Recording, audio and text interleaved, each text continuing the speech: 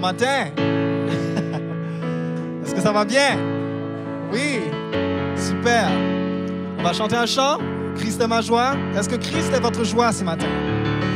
Est-ce que Christ est votre joie ce matin? Amen. C'est beaucoup mieux. Super. On peut taper des mains? Yes. Yes.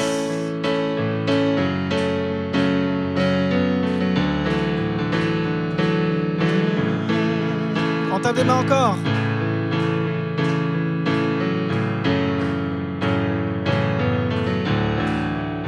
Tu es la lumière. Tu es la lumière qui brille dans le noir. Oh, oh, oh. Tu es mon soutien, tu me redonnes l'espoir. Oh, oh, oh. Non, je n'aurai pas honte de proclamer de tout mon être. Je veux le déclarer. Christ est ma joie.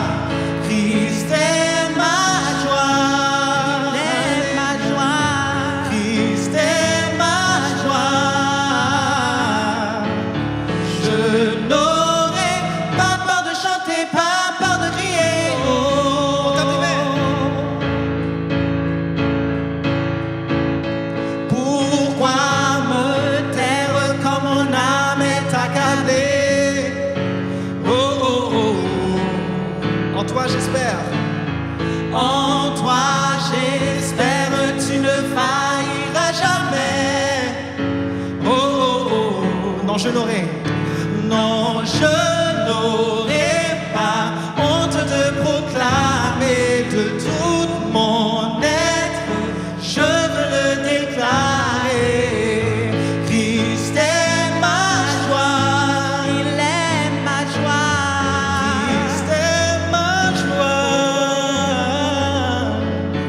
Je n'aurai pas peur de chanter, pas peur de crier. Oh, Christ est ma joie. Chantons-le. Il est ma joie. Christ est ma joie. Je n'aurai pas peur de chanter, pas peur de crier. Oh, oh, oh. Est-ce qu'il est votre joie ce matin? Chantons-le, louons-le. Yeah. Christ est ma joie, une dernière fois. Christ est ma joie, il est ma joie. Christ est ma joie. Je n'aurai pas peur de chanter, pas peur de crier. Pas peur de chanter, pas peur de crier. Oh, amen. Tu es ma joie, Seigneur. Alléluia.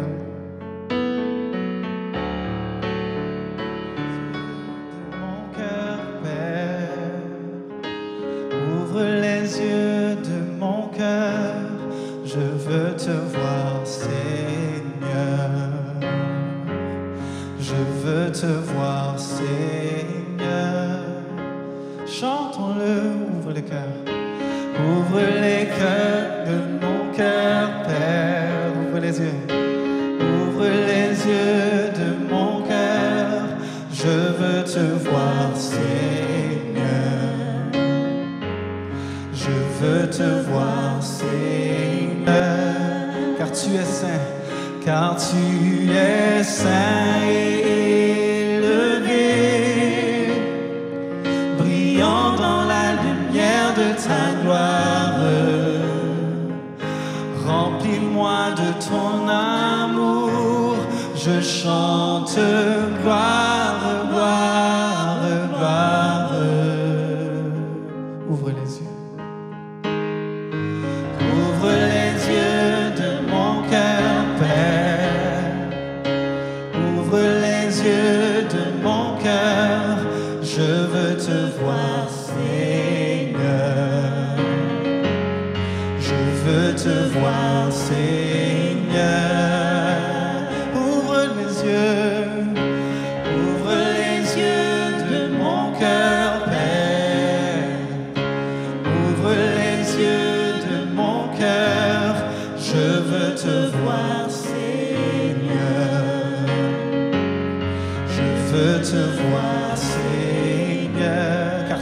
saint, car tu es saint et élevé, brillant dans la lumière de ta gloire. Remplis-moi de ton amour, je chante gloire, gloire, car tu es saint, car tu es saint et élevé, brillant dans la lumière de ta gloire. Remplis-moi de ton amour, je chante gloire, gloire, gloire. Gloire, gloire, gloire. Gloire, gloire, gloire. Gloire, gloire, gloire. Je veux te voir, Seigneur. Gloire, gloire, gloire, gloire. Chantons gloire, gloire, gloire. Alléluia, gloire, gloire, gloire, gloire. Je veux te voir, Seigneur.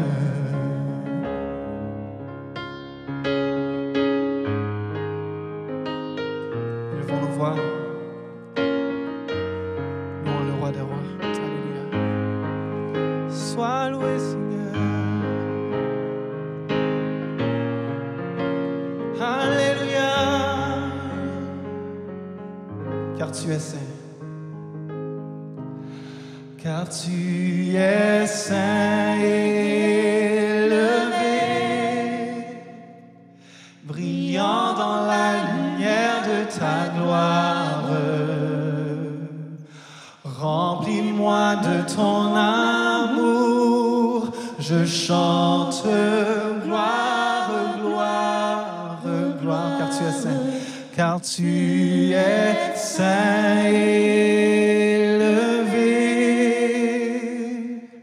brillant dans la lumière de ta gloire. Remplis-moi de ton amour, je chante gloire, gloire, gloire.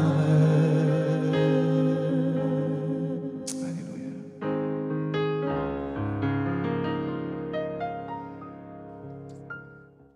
Bienvenue au CCH, bienvenue chez vous. Si c'est la première fois que vous nous écoutez, vous écoutez nos vidéos, soyez bénis, soyez la bienvenue chez vous. Et je voudrais juste prendre le temps de remercier l'équipe de louanges, de remercier Gershon, de remercier Esther pour ce ministère qu'ils font pour nous. Et dans quelques minutes, nous allons avoir une prédication de notre pasteur Laurent et qu'on puisse être disposé vraiment à recevoir qu'est-ce que Dieu lui a donné, qu'on puisse être touché au travers de sa prédication. Et je vais juste prier avant qu'il puisse venir sur le stage. Seigneur, je te remets cette journée entre tes mains, Seigneur du Père.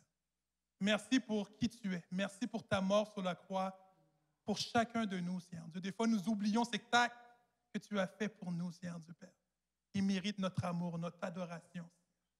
Seigneur, nous voulons te remettre nos oreilles spirituelles, que nous puissions être à l'écoute de qu'est-ce que tu as à nous dire aujourd'hui, Seigneur.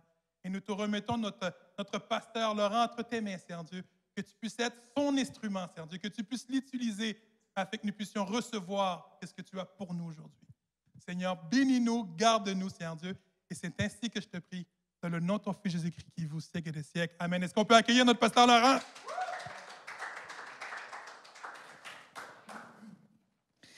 Bonjour tout le monde. J'espère que vous allez bien. Je veux saluer tout le monde qui nous regarde en ce moment, de chez vous, de là où vous êtes. Très heureux pour moi d'être parmi vous et surtout encore un immense privilège de pouvoir vous apporter le message que Dieu a pour nous. Je dis bien pour nous parce que c'est un message qui me concerne, c'est un message qui, je crois, concerne tout le monde.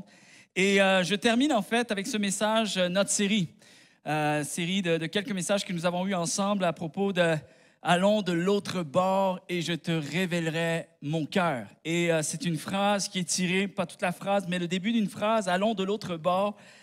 C'est une phrase que Jésus a dit dans le récit de Luc, chapitre 5, du verset 1 à 8, et cette fameuse histoire où Jésus va amener avec lui Pierre et ses compagnons également à vivre quelque chose d'absolument glorieux, une pêche miraculeuse. Mais au-delà d'une pêche miraculeuse, au-delà de ce qu'ils vont attraper comme poisson, il y a toutes sortes de vérités que ces hommes vont saisir. Et dans ce récit, ce qui va être vraiment saisissant, c'est de voir à quel point le cœur de Dieu se révèle à eux.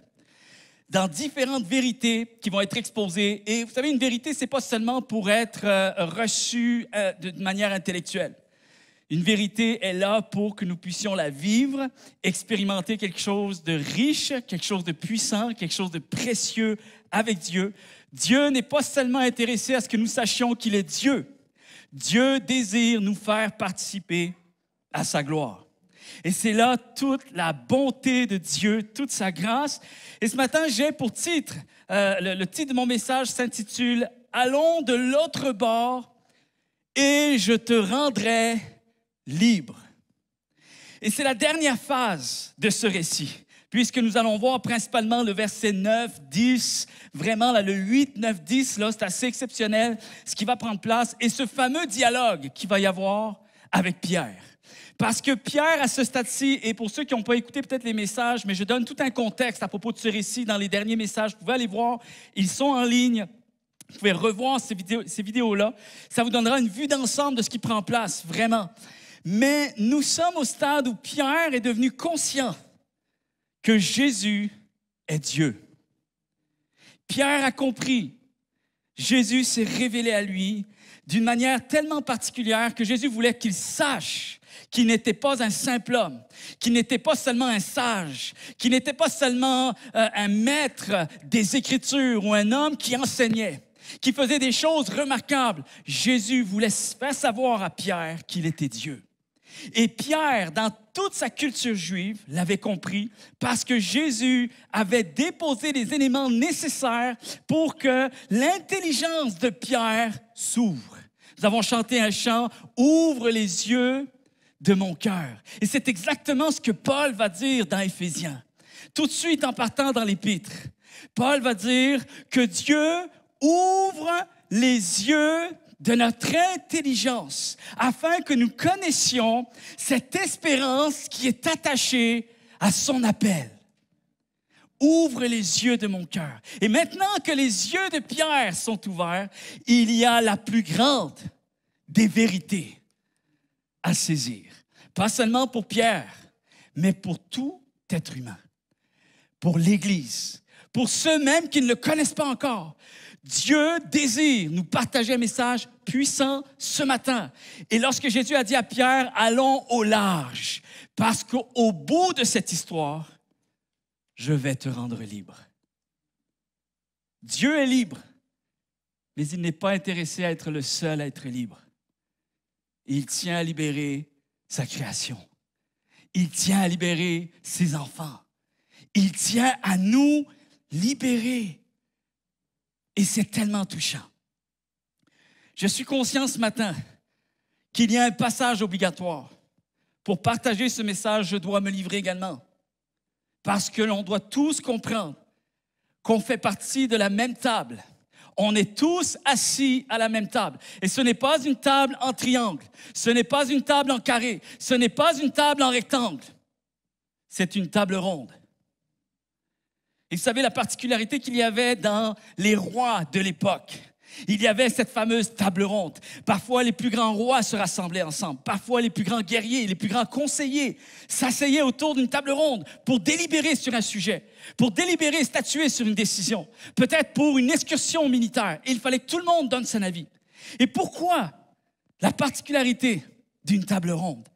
Même le roi était assis à cette table parce qu'il y avait certains sujets que le roi ne pouvait pas apporter plus que les autres. Il y avait certains domaines de la vie où, finalement, nous devons prendre conscience que nous sommes tous à la même étape.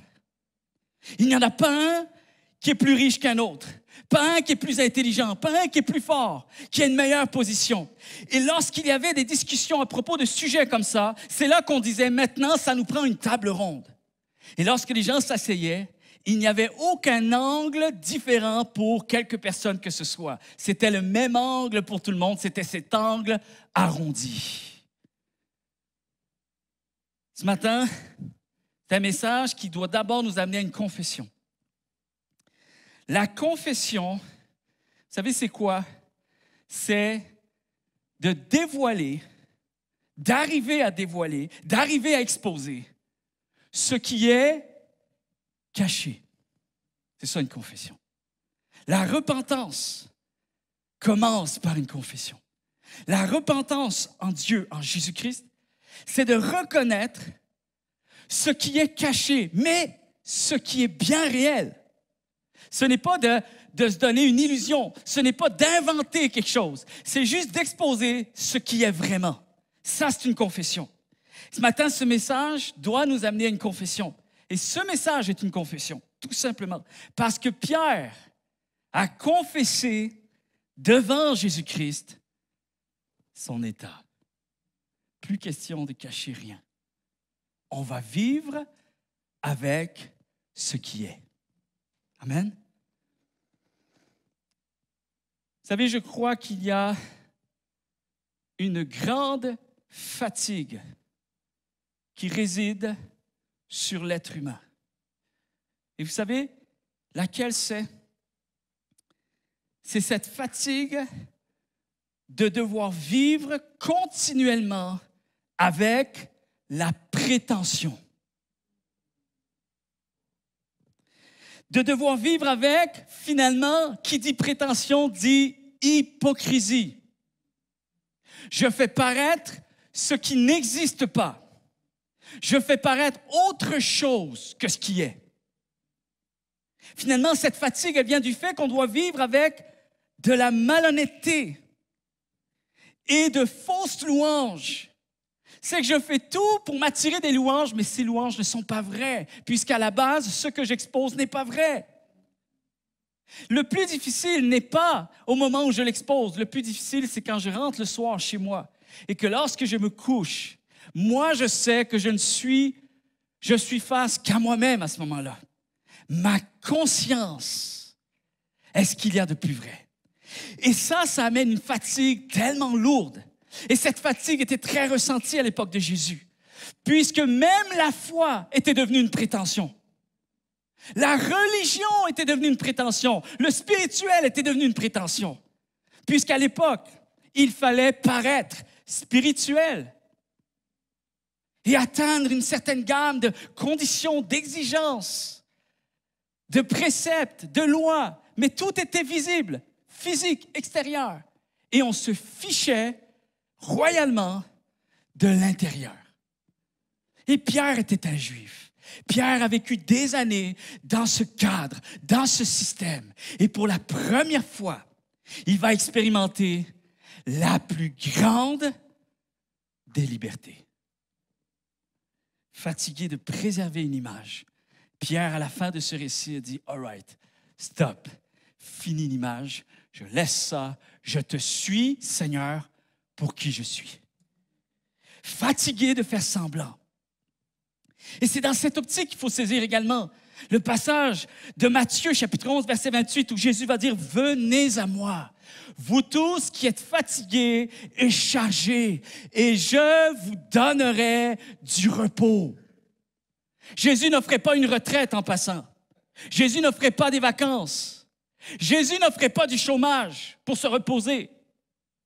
Jésus offrait le repos intérieur qui doit maintenant venir s'agencer avec l'extérieur. C'est ça le vrai repos. Le vrai repos, c'est quand l'intérieur est ce qu'il y a à l'extérieur. Et là, je peux vous garantir, chers amis, vous vivez en harmonie avec Dieu, avec vous-même et avec les autres. Le contexte de Pierre, je vous lis Luc chapitre 5, versets 9 et 10. Et sincèrement, prenons ensemble ce passage. Vous êtes chez vous en ce moment, vous avez le temps peut-être, vous le regardez en rediffusion, vous avez le temps même de mettre pause. Mais prenez le temps d'avoir ce passage sous vos yeux. Et voici ce que ça dit. En effet, Simon et tous ceux qui sont avec lui, avec Jésus, sont effrayés. C'est intéressant. Parce qu'ils ont pris beaucoup de poissons. Et on sait que Pierre, bon, contexte très rapide, Pierre a pêché toute la nuit avec une équipe de personnes expérimentées, hautement expérimentées. Et rien n'a été pris. Les filets sont vides. Mais ils retournent en eau profonde. Et sur une parole de Jésus-Christ, les filets vont se remplir comme jamais il ne l'a vu auparavant. Jamais. Ça m'a même pris une deuxième barque. Et sincèrement, je vous l'ai dit la dernière fois, mais dans le fond, Jésus avait tellement les pleins pouvoirs sur la nature que c'est tout ce que vous avez, deux barques. Il y en a-t-il une troisième à quelque part? S'il y en avait une troisième, encore du poisson serait arrivé. Juste pour montrer que Jésus maîtrise toutes choses. Ils ont pris beaucoup de poissons. Et en voyant cela, Simon-Pierre tombe à genoux devant Jésus et lui dit, « Éloigne-toi de moi. » Avez-vous vu la similitude? Jésus a commencé avec cette phrase, « Éloigne-toi du bord. » Et Pierre, dans la racine des mots, prend exactement la même racine. C'est très intéressant, c'est extraordinaire même. Il y a une révélation ici. « Oui, je suis un homme pécheur. » Avez-vous remarqué? Oui. Oui. Pierre ne dit pas, est-ce que peut-être faudrait-il que je change? Non. Il n'y a pas de, est-ce une impression ou je me trompe? Peut-être que, il me semble. Non, tout est clair. Jésus a rien dit. Mais Pierre le sait. Oui, je suis pécheur. C'est clair, tout est clair, tout est net, c'est sans équivoque, tout est statué. Et au verset 10, écoutez bien ceci. Jacques et Jean, les fils de Zébédée, qui accompagnent Simon, sont effrayés eux aussi. Mais Jésus dit à Simon, écoutez bien, n'aie pas peur. C'est particulier, c'est tellement fascinant, c'est extraordinaire. À partir de maintenant, ce sont des gens, des hommes que tu vas aller pêcher.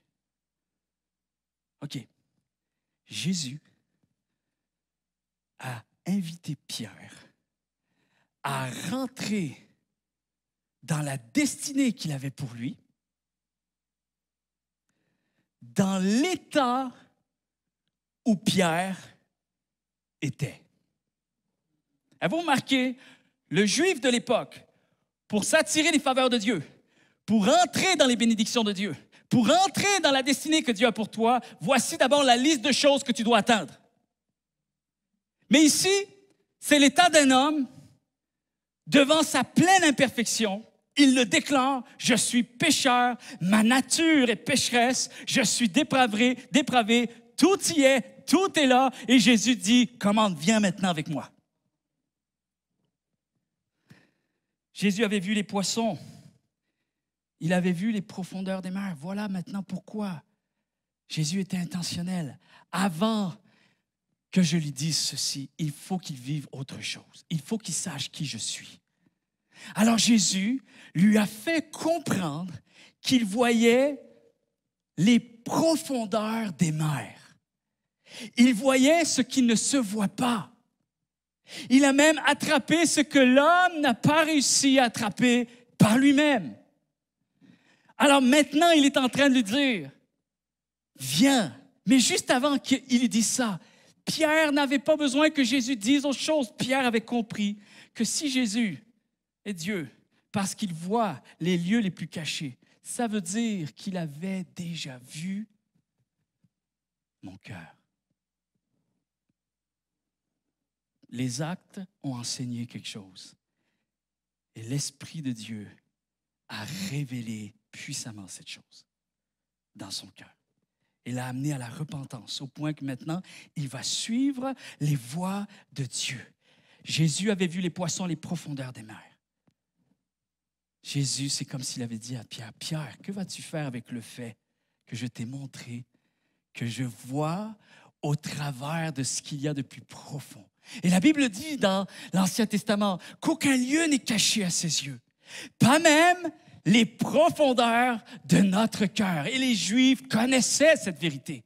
Alors, peut-être que ça ne s'est pas fait d'un coup, mais Pierre, au fur et à mesure que le récit avance, ça bouscule dans sa tête. Et là, il se dit, mais voyons, il faut que je saisisse quelque chose. Il est Dieu.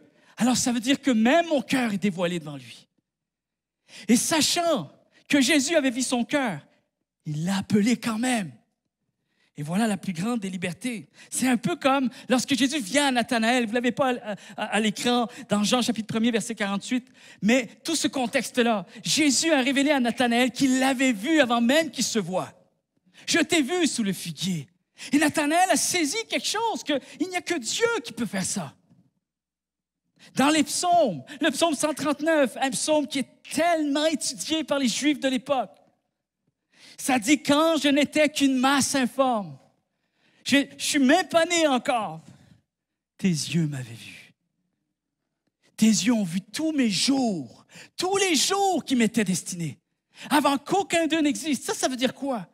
Que Dieu avait déjà statué une destinée pour l'être humain, avant même que l'être humain ait pu faire quoi que ce soit pour mériter cette destinée.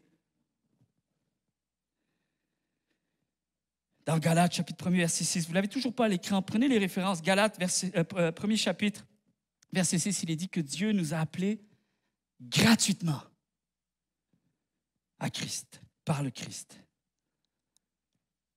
Regardez bien ceci. Et là, c'est très important. Pierre va retourner la parole que Jésus lui a lancée au début. Des fois, on dit « éloigne-toi de moi ». Tu sais, quand on voit que Pierre dit hey, « éloigne-toi de moi », on a l'impression que Pierre ne veut pas Jésus. On a l'impression que, OK, c'est mieux d'aller d'un bord et moi de l'autre. Je ne suis pas intéressé, je ne veux pas de cette vie-là, oublie ça. Mais oubliez ça, ce n'était pas le cas de Pierre. Pierre avait expérimenté une liberté tellement parfaite qu'il était hors de question maintenant de la laisser aller. Alors, regardez bien. Quand quelqu'un ne veut pas être à l'endroit, tu ne commences pas à dire aux autres, allez-vous-en. Si tu veux t'en aller, va-t'en. Vrai? OK. Jésus a dit à Pierre, va de l'autre bord. Pas pour que Pierre s'en aille de lui, pour que Jésus aille avec lui. Allons de l'autre bord, mais je viendrai avec toi. Et Pierre a utilisé la même expression. Éloigne-toi de moi, mais en d'autres termes, il faut comprendre, là où tu vas aller, je viendrai avec toi. Vous y êtes? C'est profond, hein? C'est saisissant.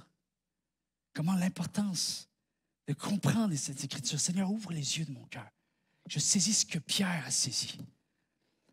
C'est comme si Pierre disait, je ne suis pas digne d'être avec toi, mais puisque toi, tu l'as accepté ainsi, tout devient parfait.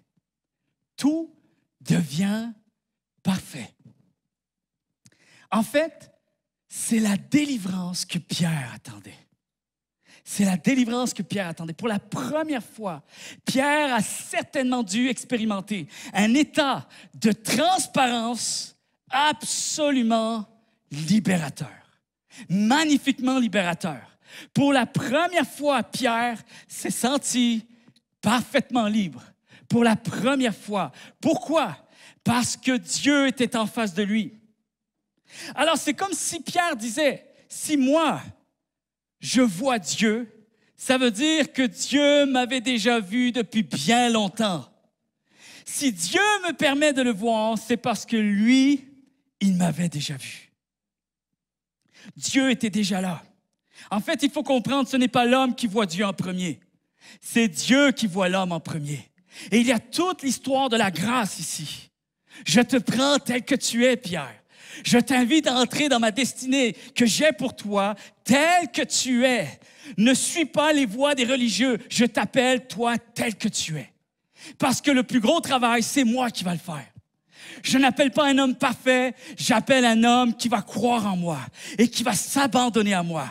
J'appelle un homme qui reconnaît son état au point qu'il va savoir tout le long de sa vie qu'il aura besoin de venir puiser des forces en Jésus-Christ qui, lui, est parfait. Quelqu'un devrait dire Amen.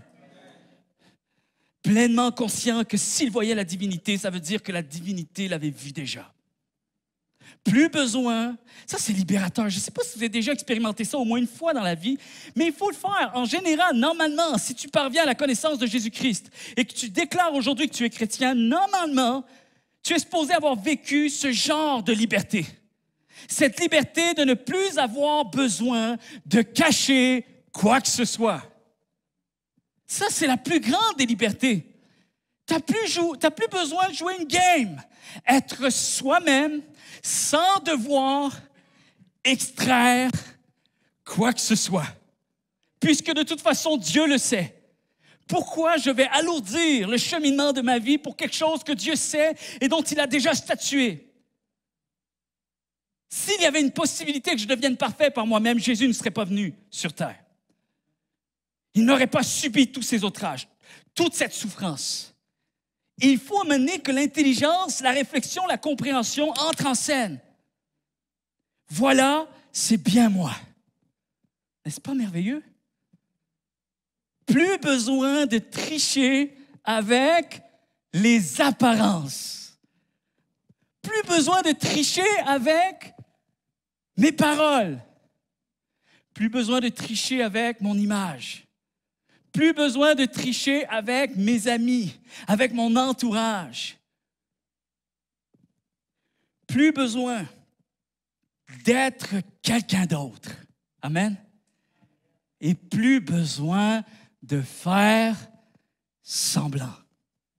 Pourquoi? Parce que dans cette phrase ici, je suis pécheur. Oui, je suis pécheur. On dirait que c'est comme s'il répond à Jésus, on dit, oui, j'ai entendu, oui, j'ai compris. Oui, Seigneur, j'ai compris ce que tu me dis, je suis pécheur, en effet. Alors, c'est comme si Jésus lui avait dit, Pierre, tu es pleinement disqualifié. Et le jour où Jésus m'a fait comprendre ça, je vous dis sincèrement, c'est là que la vraie vie a commencé. Pourquoi? Parce que si le contrat entre deux personnes est basé sur le fait que je ne peux rien donner, je n'avais rien au départ, je ne peux rien redonner par la suite, alors ça veut dire que tout est parfait. Ça veut dire que je peux. En fait, si la seule condition de venir à toi, c'est de ne rien avoir, alors tout devient possible. Tout est possible à celui qui croit. S'il y avait eu quelques conditions, ça veut dire qu'il y aurait aussi un pourcentage de bénédictions et un autre pourcentage où j'aurais manqué des bénédictions. Puisque ça sera sur la base de ce que je peux avoir, mais je n'ai pas tout. Alors, je n'aurai que ce que je peux être en mesure de donner. Mais si la transaction s'est faite à partir de rien de mon côté et que je reçois tout de l'autre côté, alors tout devient possible. Est-ce que vous comprenez ce sens? Jésus a dit à Pierre, n'aie pas peur de me suivre. Ne joue pas à être quelqu'un d'autre. Attends pas. Viens tel que tu es, aujourd'hui même. Je ne te demanderai pas d'accomplir une œuvre qui ne fitera pas avec toi. Tu as toutes les qualifications pour me suivre. C'est un peu ça qu'il est en train de dire. Pourquoi? Parce que tu es disqualifié depuis le jour 1 et même avant que tu naisses. Alors, qu'est-ce que Pierre a fait? Hors de question. Hors de question de s'éloigner. Si quelqu'un doit s'éloigner, c'est toi. Mais moi, je te dis que partout où tu vas aller, je vais te suivre. Je ne retournerai pas à ma vie ancienne. Je ne changerai pas de trajectoire. Je prends la trajectoire que tu m'offres aujourd'hui. N'est-ce pas merveilleux? Pierre est resté parce qu'il voulait être avec Jésus. Il avait compris que si Jésus le permettait, alors ça devenait possible. Amen. Vous savez, il y a cette fameuse phrase qui a été dite un jour. C'est un auteur, en fait, qui a écrit un livre. Et le titre du livre s'intitule « Jésus plus rien égale tout ». Et ça résume bien toute la grâce que nous avons en Jésus-Christ. Nous sommes la partie du rien, Jésus est la partie du tout. Amen. Jésus plus rien égale tout. Si tu prends un 20 plus 0, ça égale 20. Vous comprenez? Et aussi également, j'avais dit une chose à un moment donné dans les anciennes vidéos. Mais juste vous le rappeler, c'est important, que Dieu fait beaucoup avec peu. Il fait tellement plus avec moins et il fait absolument tout avec rien. Et un jour, on était dans un rassemblement avec mon épouse, alors que je vous avais raconté un peu cette période où on a perdu notre fils Lucas, puis c'était une période tellement difficile. Et je me souviens que j'avais pas l'impression d'avoir ce qu'il faut pour suivre les voies de Dieu. Comme si j'étais un peu la pièce manquante. C'est comme, je suis un peu l'intrus là-dedans. Et je me souviens que j'avais ce sentiment d'infériorité qui était là. Et je me souviens alors qu'on était dans un rassemblement, il y avait une réunion, et le pasteur, c'était Carlton Conlon, je pense, du pasteur de New York, et qui avait dit ceci: tout ce dont Dieu a besoin, c'est d'une personne qui n'a rien. N'est-ce pas vrai? C'est pour ça que la Bible me fait du bien, parce que elle parle de moi. Elle invite des hommes et des femmes tels que moi. C'est des histoires dans lesquelles je peux m'identifier parce que Dieu a accompli l'extraordinaire à partir de rien. Et moi aussi, je suis rien. Bon, ben alors, allons-y. Allons vivre l'extraordinaire avec Dieu. Amen. Allons vivre l'extraordinaire avec Dieu. Pierre avait compris que Jésus était tout suffisant à lui-même. Le psaume 139, qu'est-ce qu'il est en train de dire, Dieu? Il est en train de dire que tout est déjà complet. Tu ne peux rien faire pour ajouter quelque chose, quoi que ce soit, à ma plénitude, à ma joie, à ma perfection. Je suis déjà complet. Donc, je n'ai besoin de rien. La seule chose que j'ai besoin, c'est d'une personne qui n'a rien. Amen. Et il faut le comprendre, ça, une bonne fois pour toutes dans notre vie, parce que Dieu voyait tout, il savait tout, il maîtrisait tout, et c'est le sens de cette série. Il voit, il sait, il maîtrise tout. C'est du début jusqu'à la fin de ce récit dans Luc 5. Il veut partager ce message à l'humanité tout entière. Venez à moi tel que vous êtes, parce que j'ai déjà tout. Amen. On est tous unis, tous ensemble, tous, sans exception, peu importe à l'endroit où on est aujourd'hui. Peut-être nos maisons sont différentes, on a une décoration différente, on a des meubles différents, chacun dans nos maisons. Mais on est tous pareils sur un seul point. On est tous unis dans un seul point. Sa grâce dans notre imperfection. Amen. Sa grâce dans notre imperfection. Et parfois, il y a des gens qui osent peut-être prétendre que la vie chrétienne, c'est se présenter avec un CV parfait. La vie chrétienne, que c'est un CV rempli de victoires dans la foi. Il y a des gens, des fois, qui se présentent en prétendant qu'ils ont des victoires partout dans leur foi, dans leur famille, dans leur carrière. Par contre, moi, j'aimerais vous exposer le mien, le CV. Parce que le mien, mon CV à moi, il déborde de défaites. Il déborde d'échecs. Il déborde de doutes, de craintes, de gaffes, de manque d'assurance, de sentiments d'infériorité. Ça, c'est mon CV à moi. Et malgré tout, j'expérimente une grâce particulière dans ma vie. À tous les jours de ma vie, Dieu est accessible. Dieu me fait vivre son amour, sa grâce, sa bénédiction. Et je ne ferai pas l'erreur ce matin de vous présenter une image de la vie chrétienne qui ne collera pas avec notre réalité. Je ne serai pas cette personne-là, je ne suis pas intéressé à cela.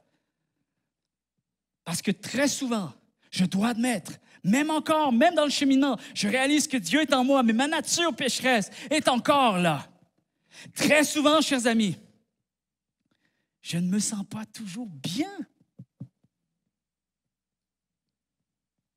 Je fais encore des erreurs, des gaffes.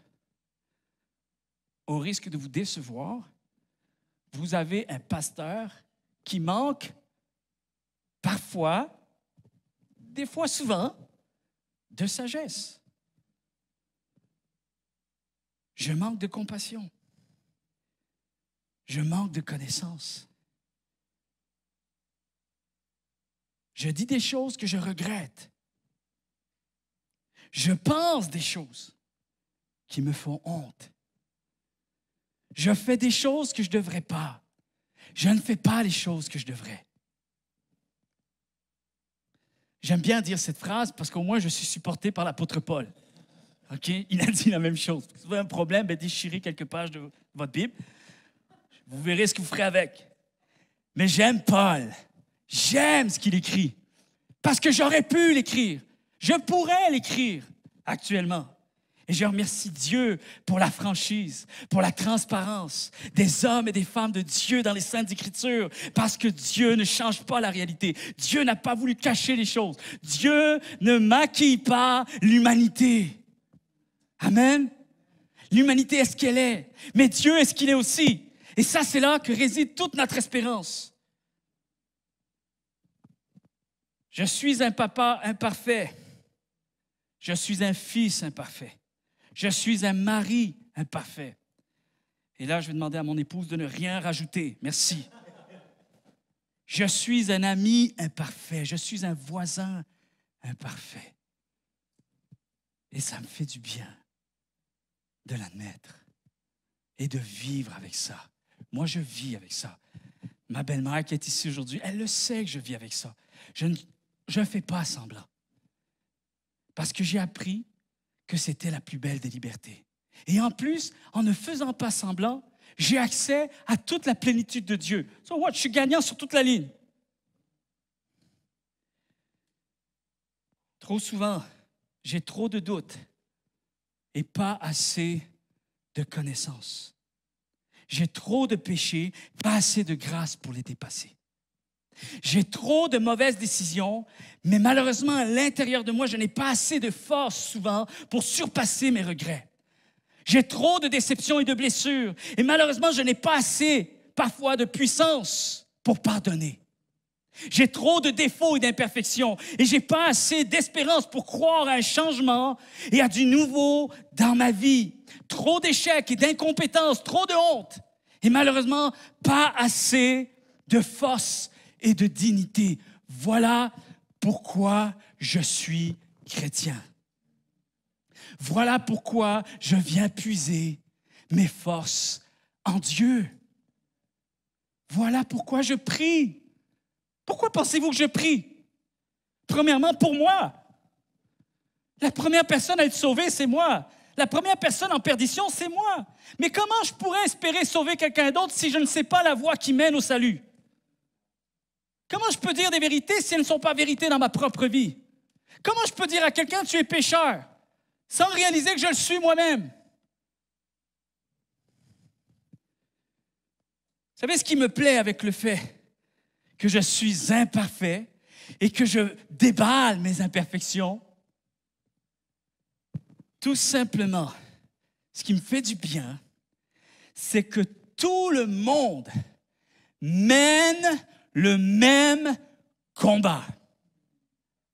C'est une table ronde aujourd'hui.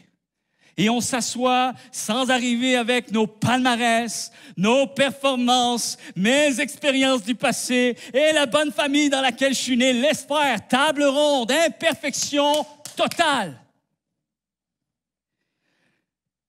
Le même combat. Vous savez, c'est quoi ce combat? C'est le combat de l'orgueil.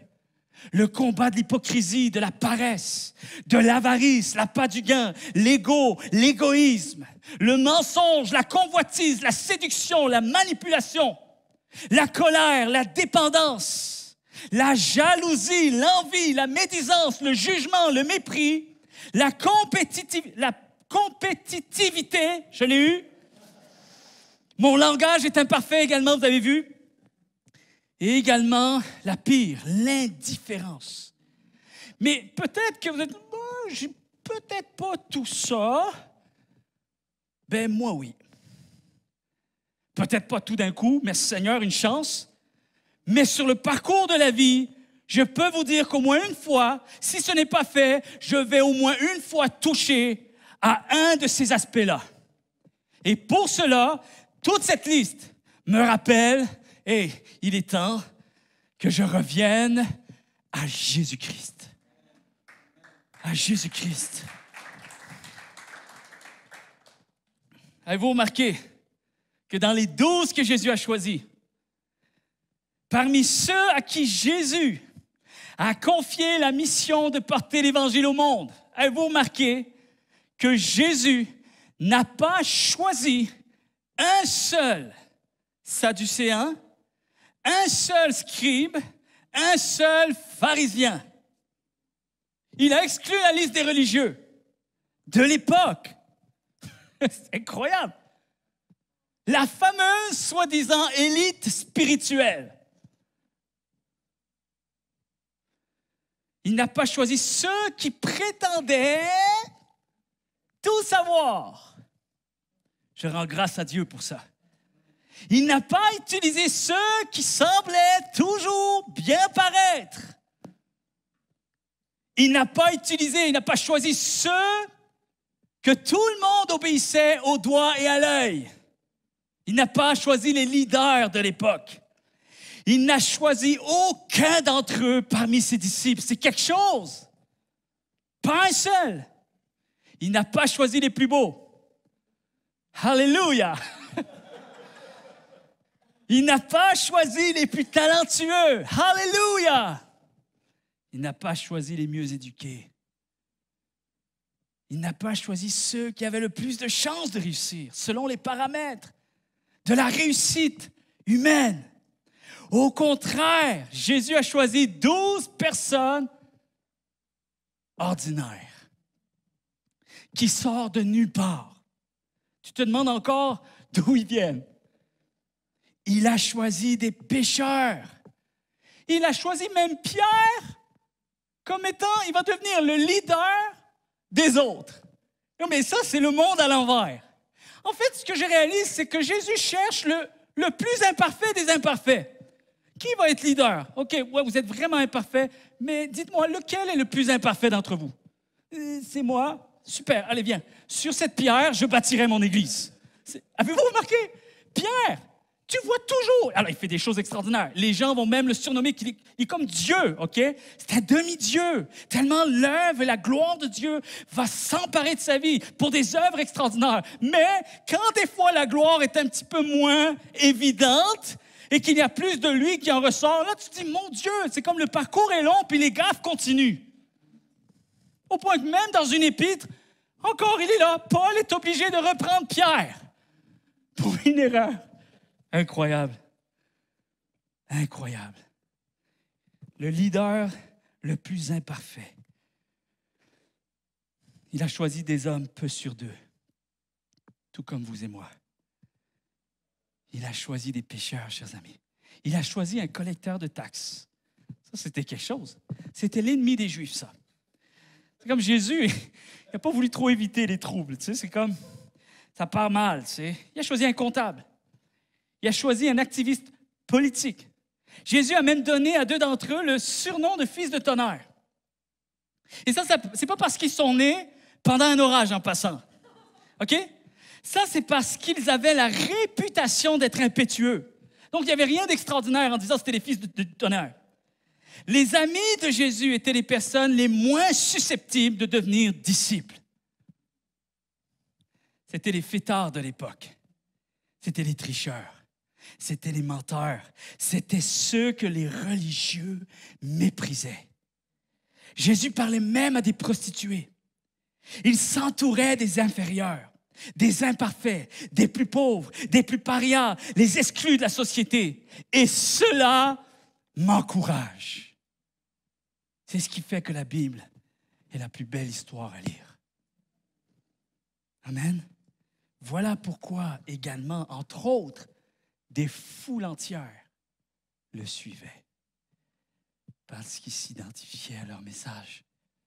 Ils savaient que cet homme parlait de eux. L'invitation leur était adressée. Comment peut-on refuser une telle invitation? Que finalement le Dieu que tout le monde attendait, qui arrive sur la gloire, dans la gloire, et qu'il soit seulement autour des religieux. Les gens ont réalisé que ce Dieu-là est allé à des endroits les plus méprisés et il a appelé les gens les plus ordinaires. Incroyable. Matthieu, Marc, chapitre 2, verset 17. Je vais demander aux musiciens de bien vouloir s'avancer. Ce ne sont pas ceux qui se portent bien qui ont besoin de médecins, mais les malades. Je ne suis pas venu appeler des justes, mais des pécheurs. Et dans Matthieu, chapitre 9, verset 13, il est dit, « Je ne suis pas venu appeler ceux qui s'estiment justes, ceux qui prétendent être justes, mais je suis venu appeler ceux qui se savent pécheurs. » Amen. J'avais dit à mener dans un message, si tu te sens incapable aujourd'hui, si tu te sens exclu, tu penses que tu n'es pas assez digne pour rentrer dans les voies de Dieu, souviens-toi de ces personnes. Abraham et Sarah étaient trop vieux. Jacob était manipulateur et menteur. Léa était détestable.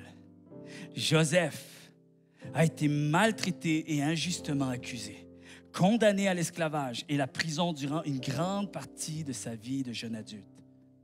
Moïse était un meurtrier. Gédéon manquait de courage. Rahab était une prostituée. Jérémie et Timothée étaient trop jeunes. David a simulé la folie pour être accepté, a eu une relation adultère, a organisé un meurtre et avait de grands défis relationnels au sein de sa famille. Et la Bible dit que c'était un homme selon le cœur de Dieu. Élie était candidat au suicide. Jérémie était dépressif. Jonas a tourné le dos à l'appel de Dieu. Naomi était veuve. Job avait tout perdu. Les disciples manquaient de foi. Marthe était une femme de nature anxieuse et soucieuse. Marie était de nature trop paresseuse. Marie-Madeleine était possédée par des démons. La Samaritaine avait couché avec plusieurs hommes. Zachée était trop petit. Pierre était un hyperactif, instable, impulsif et avait renié Jésus publiquement. Marc avait abandonné dans le passé et même Lazare était mort. N'est-ce pas incroyable? D'où je sors ces informations? De ce livre. D'un bout à l'autre des Saintes Écritures, Dieu nous montre qu'il fait des choses remarquables à partir de rien. Quelqu'un devrait dire Amen. Dieu est parvenu à se frayer un chemin. Oui, Amen. Dieu est parvenu à se frayer un chemin parmi l'imperfection de l'homme. Il les a choisis. Il les a appelés, il les a transformés, équipés et il les a utilisés pour sa gloire. Il n'a pas prêté sa gloire aux religieux, aux prétendants spirituels. Il a prêté sa gloire aux hommes les plus ordinaires, les plus méprisés, les plus exclus pour en faire des hommes qui vont bouleverser le monde. Bouleverser le monde. Chers amis, on a besoin de comprendre que Jésus nous aime. Amen. Jésus nous aime plus qu'on ne peut l'imaginer. On va chanter un chant qui déclare « Mon secours est en toi ». Vous savez, il n'y a pas de plus grande prière que de formuler cette prière-là.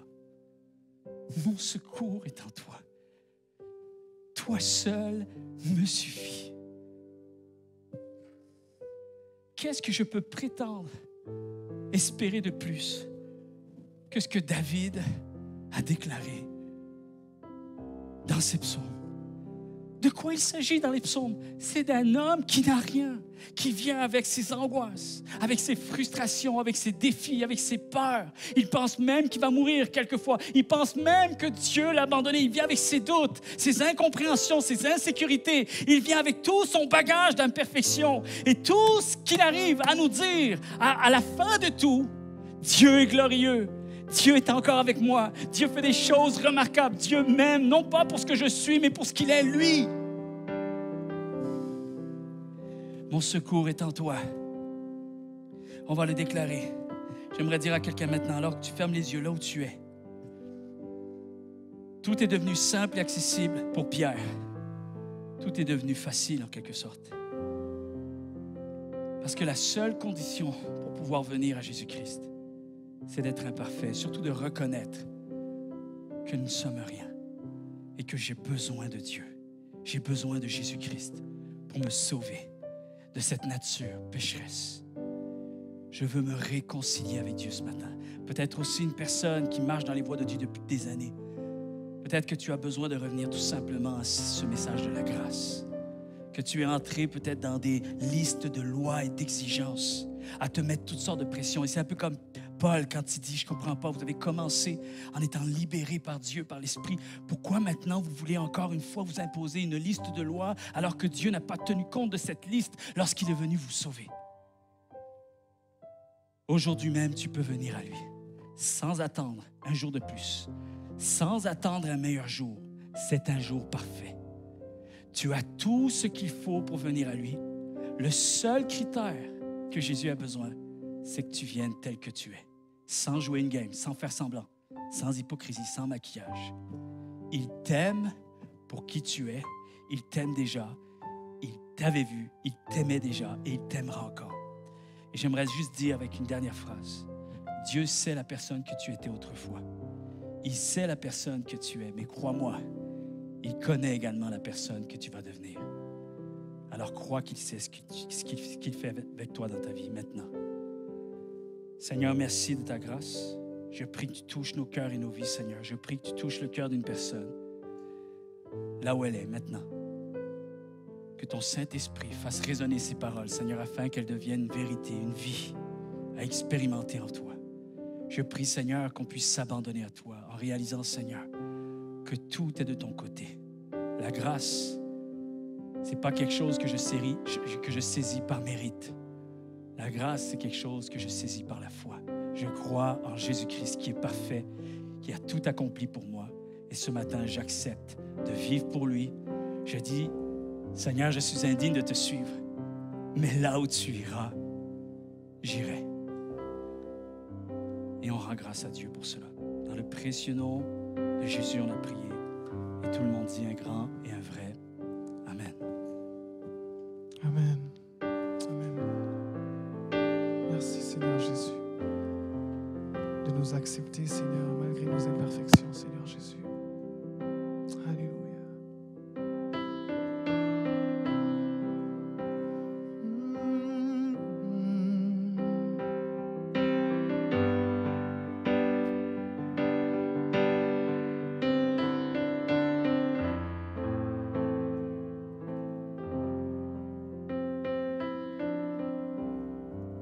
Si la lune me glace, si la lune me glace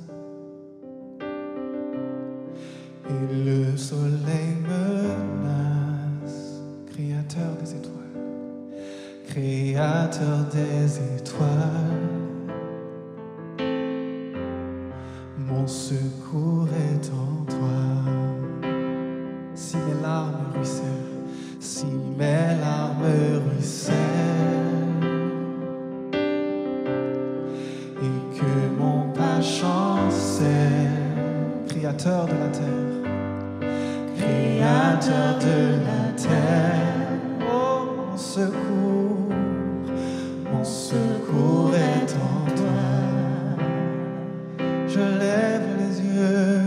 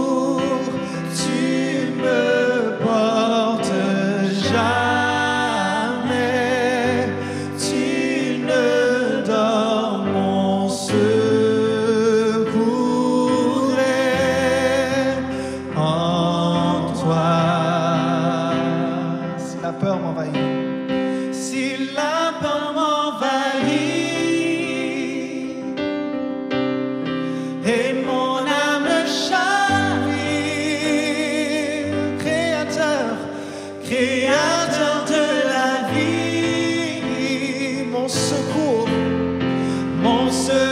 est en toi.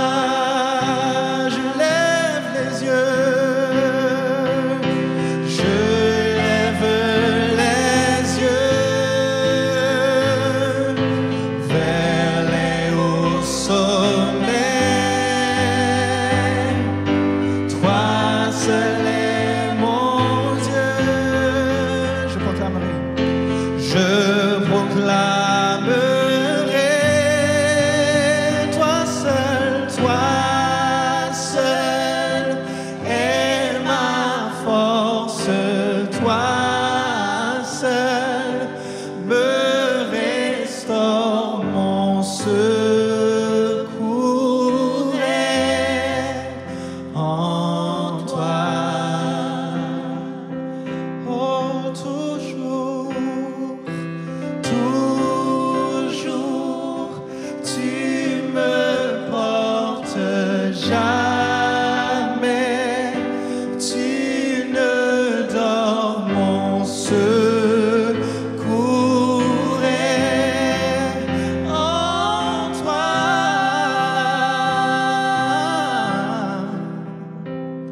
Alléluia. Alléluia, mon secours est en toi. Mon secours est en toi, Seigneur. Eh, eh.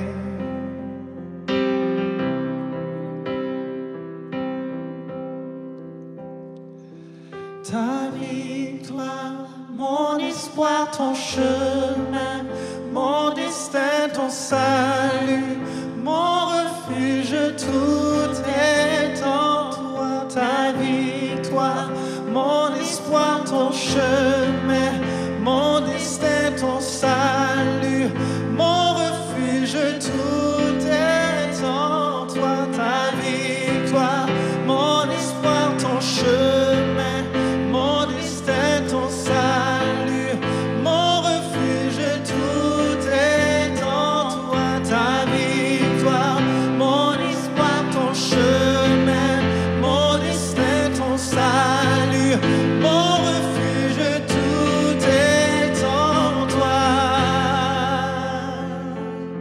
Je lève les yeux vers les hauts sommets. Toi seul est mon Dieu. Je proclamerai. Chantons-le comme une prière. Toi seul est ma force. Toi seul me restaure. Mon secours est en toi. Alléluia, oui, toujours. Toujours, tu me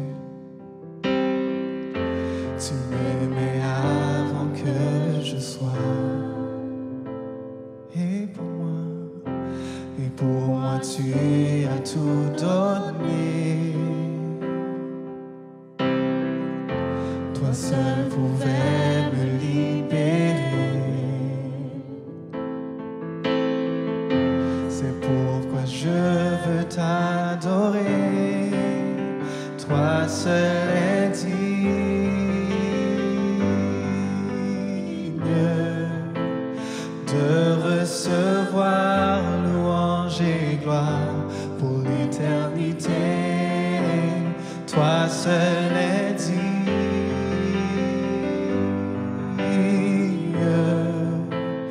de recevoir louange et gloire pour l'éternité. Dans ta présence. Dans ta présence, je me tiens. Car tu as ce dont j'ai besoin. La joie, la vie et le bonheur sont dans tes pas, vive mon sauveur. Toi seul est digne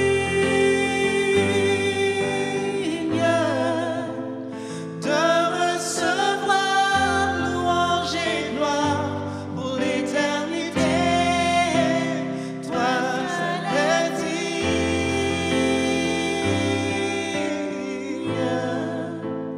de recevoir louange et gloire pour l'éternité.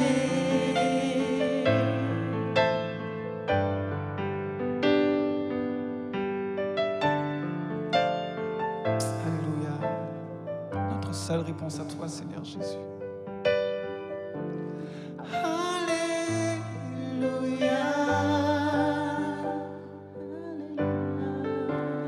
Alléluia.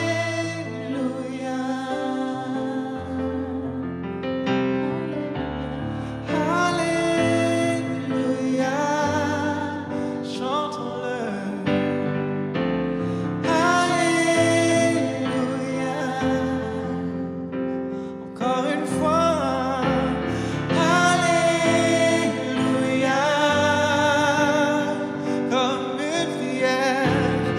Alléluia. Oh, oh. Alléluia.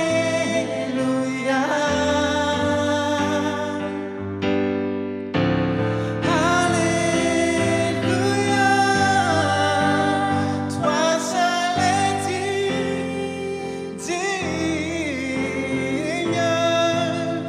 de recevoir louange et gloire pour l'éternité.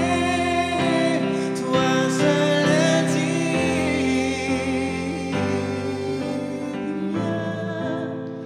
de recevoir louange et gloire pour l'éternité.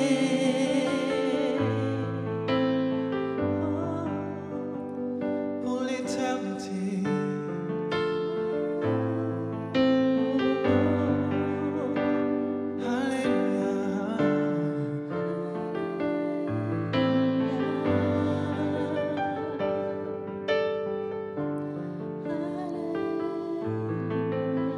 Une dernière fois, toi seul est digne. Toi seul est digne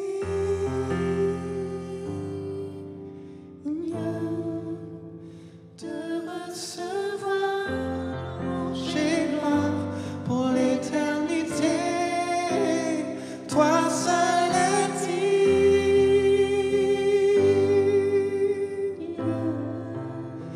de recevoir louange et gloire pour l'éternité. Alléluia.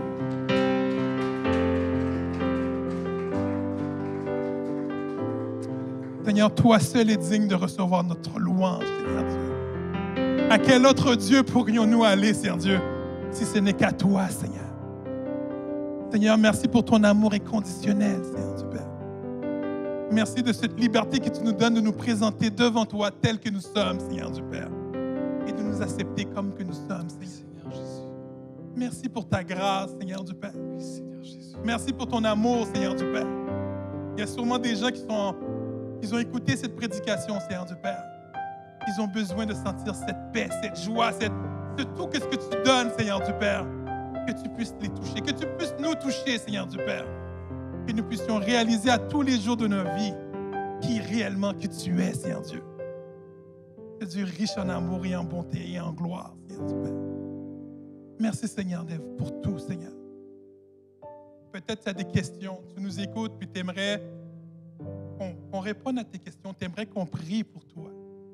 N'hésite pas à nous contacter, soit par les réseaux sociaux, soit par Facebook, soit par Instagram, ou soit à l'adresse courriel qui va apparaître au bas de l'écran. N'hésite pas à nous contacter. Tu as des questions, il n'y a pas de questions idiotes ou imbéciles. Toutes les questions sont bonnes. On est là pour toi. N'hésite pas à nous contacter. Si vous voulez faire partie de notre communauté, si vous voulez contribuer financièrement au ministère que nous faisons, n'hésitez pas à nous contacter. Et nous vous contacterons. Et vous rappelez qu'à tous les dimanches, nous avons du contenu pour tous nos enfants. Donc, à partir de 11h30, sur notre chaîne YouTube, vous cherchez Église CCH, vous allez voir du contenu pour nos enfants. On ne les oublie pas. Donc, n'hésitez pas à aller sur notre chaîne YouTube aussi. Si vous cherchez aussi nos anciennes prédications, peut-être c'est la première fois que tu nous écoutes et tu aimes qu'est-ce que tu entends, va sur notre chaîne YouTube et tu vas voir les autres enregistrements que nous avons fait. Passe une bonne semaine, que Dieu vous bénisse et on se voit la prochaine semaine.